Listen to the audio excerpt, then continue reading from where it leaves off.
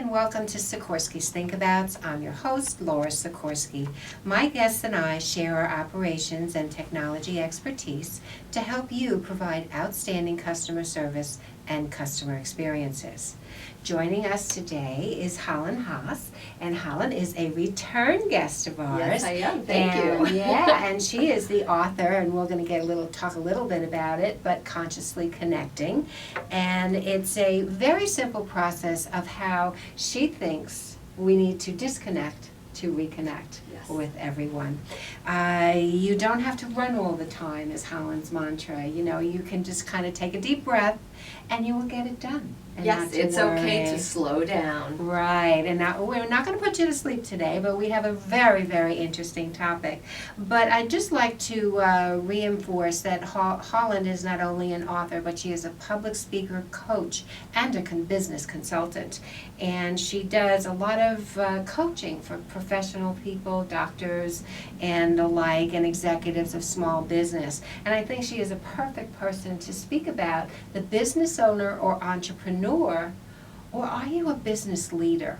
And are you consciously connecting to leadership? So with that, welcome. Yes, thank you. And I really wanted to talk about this today because so often entrepreneurs and business owners that I work with think it's synonymous that they are automatically a business leader.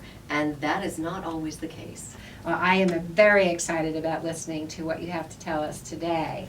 So, leaders who are respected mean what they say and say what they mean. So they're not wishy-washy, they don't backpedal. Okay, I understand that. You know, it's kind of, you're going to probably hate me for this, but what was the little guy, the spinach guy? I mean what I say and I say what I mean. Is that Popeye? That's Popeye, right? You see? But I think, you know, and what we learn as children, you know, kind of makes us that leader. If we listen to what, you know, as silly as it sounds, what Popeye said. Yes. You know, we really have to do it. So let's start at the beginning. So we start at the beginning, and something that you want to make sure as a leader is that you're not dumbing down the way you speak to your team. You have a team of adults, or at least we think, until proven otherwise. So you want to speak to them very articulately, very intelligently. You don't want to treat them like they're your children. You don't want to be well, and you know, I find there are some bosses that really dumb down. I mean, you just want to say, excuse me, I'm an adult. I understand what you're saying. Yes. You don't have to repeat it 3 and 4, 5, and 6 times. Slowly. Right, and it's very condescending. And I'm sure a lot of you out there really know that there are leaders like that. Yes, yes. Now, your second item, become a mentor, and we've talked about mentoring in the past, not only you and I, but other guests on the show. What do you really think a mentor has to do? Well, your show does a really great job talking about mentoring, and this time I'm looking at it from the flip side. And so the mentoring here is, if you're a business owner or an entrepreneur, you want to jump in, you want to connect with a school, see if they have an intern program, and then you want to bring some of those young folks in to intern for you. Because I always say to the business owners that today's student may be tomorrow's leader. And that's 100% correct, because I myself, having had a wonderful mentor, and I credit her for making me the leader that I think I am at this point in my career. We all start as a diamond in the rough. We all do, all do. So interested, what is this undercover boss? How does that relate? Well, I think many of us have seen the show Undercover Boss, and I think what is so lovely about the show is it is so humbling to see CEOs that go out and really roll up their sleeves and look at varying parts of their business that may not be working so well, or they have an idea that something needs to be tweaked and they're not really sure how to go about it. So I really advise for my entrepreneurs and the business owners that I train to do the same thing. Jump into other departments, jump into other areas of your business that you're really unclear about. And I think, you know, you've got to be humble when you own a company. You can't just be, you know everything, and you have to learn from your employees because you don't know everything. Yes. It's unfortunate. Staff versus team. I chose that very specifically because I think when we use the word team, it's more embracing. It's more all-encompassing. You feel that you're really part of something and you want to give more as opposed to just being staff. So that kind of takes me into the next point, which is open your door. And I really try to train all of the leaders to have an open door policy where your team can feel comfortable at any time to come in and share ideas, or maybe if they're a little disgruntled, to have a safe place to express this, because it's the building blocks of trust. And that directly relates to the customer service or patient service that you're going to offer, because from the leader, if the leader sets the mission and sets the goals, then that open door policy, then you could go in and say, hey, Mr. Leader, this isn't working anymore. We need to rethink how we should be doing this for our customers. Yes. So that's a great point. Or hey, Mrs. Leader. Okay, I should say that. Hey, Mrs. Leader. Yeah, all guys aren't bad leaders. But let's talk freedom to fly. Yes. So you have vetted an employee, you have hired an employee, you have trained an employee, and then the worst thing you can do is micromanage that employee. So what you really want to get in the habit of doing is realizing you've chosen the best person for the team, this person has been trained, and you want to give them the freedom to fly, because I guarantee if you do that, they will soar, they will connect to their creativity, and they will bring the goods to your business. Yes, and that really is a very important point, because sometimes you hire an employee, and like you said earlier, you want to micromanage, and that's not a good thing for your company. It's a detriment. Well, and then you find that it's same old, same old. We've always done it that way, so therefore we're not going to even change it. And that's a very bad philosophy. And inclusion as part of the team. Yes. You really need to be in that place where it's not just in your own mind what the mission statement is for the company and what the focus is. You need to come out and you need to share that with your team. It's inclusive, and it puts everyone on the same page. Right. I like that, everyone on the same page, because sometimes you feel like an outsider. Sure. You could be walking into the office and you could just sense that somebody doesn't like you for some reason, and you don't know what you did. And so you need to perhaps then ask your leader, what is it that will make me be better as to be part of my team, because I'm just not syncing with everyone else. So setting the tone. Let's talk a little bit about that. Yes. Well, as you know, Laura, all three of these are in Consciously Connecting, and yes, these are great principles, and I find that a lot of people individually use this for individual empowerment as well as team empowerment. And so accountability. Who doesn't love the leader that stands up from the beginning and says, I made a mistake, this isn't going the way I planned, I made a big blunder? And when you own that, there's a couple of things that happen. First, all the gossip subsides, because there's nothing else to talk about because you've owned it. It also becomes a really great teachable moment where other members of the team can say, gosh, if the leader is willing to take accountability and can accept when something didn't go right, you know what, I can do that too. And there's nothing wrong with admitting I made a mistake. And with that, we're going to take a short break, and we'll be back and talking more about setting the tone.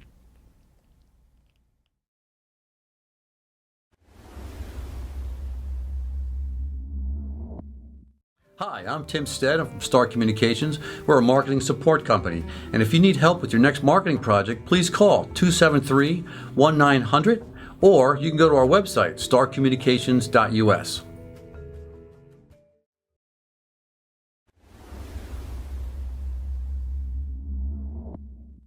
Welcome back, and joining me today is Holland Haas, and we are talking about business leaders and ownership and entrepreneurs.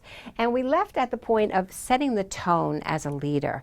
And let's start back with confidence, but I do want to talk a little bit more about your book before we kind of go. Please do that. You know, consciously connecting, and it's a simple process to reconnect and disconnect in a disconnected world. And you can see all from my little yellow stickies. I am like reading that. this book. I love the book because on the first day of the month, you set a tone. You set an expectation that you should be living by. And then every Sunday thereafter, there is homework. I like to call it homework, but it's something that you need to think about when you're doing your life. And I think this past Sunday was really quite exceptional, because we've all had the moment of, what if I would have done this, and what if I would have done that? And I think your positive approach of, you can circle back and do what woulda, coulda, shoulda, and you can get it done. And I really do love the book. So any one of you, if you've not read it or thinking about getting it, you can go on Amazon and get Holland's book. It's perfect. Thank you. Let's talk about this confidence and leadership. Yes. Well, there's nothing better than a confident leader. Now, not to be mistaken with cocky, very different. Very different. But when someone is confident, you know, when the servers go out, when the phone lines go down, when the brochures don't arrive, and if you haven't had that happen, there will be a time that you experience it. And it's all in the confidence of knowing that there is a solution. And that is a good leader. They pull the team together, and instead of panicking and having a temper tantrum and screaming and yelling, which accomplishes nothing, it just keeps you locked in what is going wrong, as opposed to turning it around to find the solution. So again, being confident, your team sees this, and you know the old saying, never let them see you sweat. That's true. And in the contact center industry, we also know we have to plan for disaster recovery. Sure. And, a future guest will be talking about how their call center burned in the building, the office building burned. So, I mean, how do you prepare for that? How do you show confidence in your staff? Everything is going to be all right, and everything, our customers are going to be okay. So I think that's a very important trait for a leader, to have that confidence in themselves and in what they're doing. I love listen. Well, this is one that my mother really drilled into my head as a child, which she used to always say, you have 2 ears and 1 mouth for a reason. Therefore, the listening to talking ratio should always be 2 to 1. Of course, unless you're on Laura's show, and then it kind of shifts for the day. But you get the idea. And a really good leader knows when to talk, and they also know when to step back and listen. And that's the same in our customer service industry. You have to actively listen to your customers. Let them tell you, explain to you what an issue is or how great you're doing, but listen. And I love that analogy, the Right? 2 to 1. I'm always going to remember that. I mean, you may see that comment on future shows too. All right. Okay, so camaraderie. Obviously, we all know you got to be everybody has to work together. But let's talk about your first point. It's all in the name. It is so important to learn the name of everyone on your team. And I know that sometimes people say, well, I'm not good with names. But, you want to remember that how it feels when someone remembers your name and greets you and says, hi, Laura, it's so great to see you, as opposed Exactly. to, hi. And then you get this blank stare, right? And when you remember my name, it lets me know that I'm important to you, that I'm a part of your world, I'm a part of your network, your life, your team. And that really switches it up. I want to go the extra mile for you. Exactly. And I know in the contact center industry, you may have 500 seats in a contact center. So, there's nothing wrong with putting the nameplate on a person's workstation. So you cannot expect the CEO or the president to remember 1,000 people that are staffing those 500 seats. And again, I've always been taught your name is your name. Now, maybe there are 10 or 100 other Laura Sikorskis or Hollands out there, but it's still you. It's still yours. And I totally agree with that. I love the ivory tower. Well, and going back, just talking about 500 people, and this is, if you come out of your ivory tower and you interact, you can't know all 500 people necessarily, but when I've been in larger offices doing training, the fun thing is that you can go desk to desk, and you can go, Laura, and people laugh and they giggle. And this is showing your human side. This is showing that you're fun, that you're a person who can laugh at yourself. And that's really appealing because, we're out of the days where I'm here, I'm the owner, you're down here. We're equal because what we really do believe, if we really look seriously at our teams and want to be a good leader, that everyone is just as important. Because if the receptionist calls out sick for the day, it makes everyone's life miserable. So that's a really important job. He or she may not be paid as much, but it's a really important job. Yeah. And I find that the leader who can be comfortable in talking with his staff or talking with the board of directors, that's a skill. Yes. And it's a teachable skill, but it's not easy to learn. Right. It really isn't. Communicate clearly. How many times I'll be on an assignment or working with a C-level person, and they just can't tell me what the issue is. Right. And you try to, it's like peeling an onion, and you're trying to get to the core, and you're not getting there. So what advice? Well, I ask my leaders to really work on being clear and concise. So if this isn't a skill that you have, and it really is, it's a learned skill, then you need to write a couple of bullet points. And that's a way that we sometimes work together is give me a couple of bullet points, because I can sometimes sit there for 20 minutes and I feel that there's a haze. There's that glaze on the eyes. It's like, oh my, what are you trying to say? And so again, you can learn to be clear and concise in a couple of bullet points, but it does take practice. Yeah, and sometimes I find that leaders love to pontificate. They kind of like, I can say this or I can do this. Well, I want to let you know how smart I am. Yeah. And it's really not necessary because we know you're smart because this is your business or you're the CEO. So we already get that. Yeah, we've benchmarked that. So of course we're close to the Oh my end of goodness, the show, already. and we have to do our traditional think about. Of course. And so I love delegate. Well, every leader I have worked with, every business owner, they all love when they get to do this. So this is actionable. You can do it today. So what you're going to do is look at 2 or 3 things that are on either your daily list or your weekly list, where maybe this isn't, your time isn't best spent doing this, and think of who you can delegate these couple of tasks to. Maybe a specific department, a specific team member. This way, it allows some free time so you can focus more on issues that only you can deal with. Yes. But we also know that if you delegate, you are mentoring. That's right. And you are creating your next leadership team. And you're trusting. You're trusting that if you let go of some of this control, someone else really can do the job. So connect? Yes. So one of my favorite words, and as we all know in this 21st century, we have to be right on point, and we have to change the direction that we're moving quickly, and we expect a lot out of our teams. We want them to be flexible. So a way that a leader can really connect to your team is show appreciation. And sometimes this just doesn't happen enough, where you really show appreciation. So maybe the second Wednesday of every month, you're going to cater a breakfast in. A couple of years ago, I worked with a team. There were about 70 people in the office, a business owner, and things were not going smoothly. There was no camaraderie. There was a lot of gossip. There was a lot of negativity. And we really had to work hard on turning that ship around. And one of the ways that we did it was in the summer, from Memorial Day to Labor Day, at 2 o'clock every Friday, we had milkshakes delivered to the office. And for about a half hour, we kind of just connected on maybe what we still seamlessly needed to work on. And we let everybody throw ideas out. And then we kind of set the tone for the next week. And it wasn't but a couple of months down the road, and things were starting to change, and people weren't saying, hey, you owe me 30 minminutes because I worked through my lunch, or hey, I want to leave 10 minutes early because I worked 10 minutes late.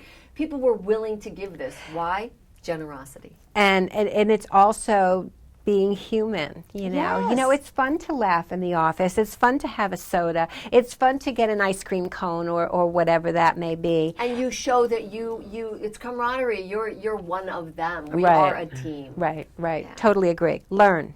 And Well, again, so really quickly, you can jump in and do this. Take an area, maybe business metrics, your budgets, your marketing, something that you don't know a lot about, and maybe spend an hour a day for the next week going in and learning about that piece of the puzzle in your business. so that undercover boss. Undercover boss. But you're really there. So that's you great. don't have to know how to do everything, but you should have an understanding. An understanding and ability to learn Yes. about it. So with that, my friends, to reach us for Holland, her website is Holland How. Oh, I knew I was going to do it. I knew I was going to do it. Haas. HAIIS.com. And her Gmail is hollandhaas@gmail.com. And certainly to reach by phone, it's 917-886-1811. And certainly to reach me, always go by Twitter. Send me a DM to Laura Sikorski. And my cell is 631-624-6650. And I shouldn't even have to look at the piece of paper for my... I'm sitting here. I'm going to have to talk to her about memorizing her phone number.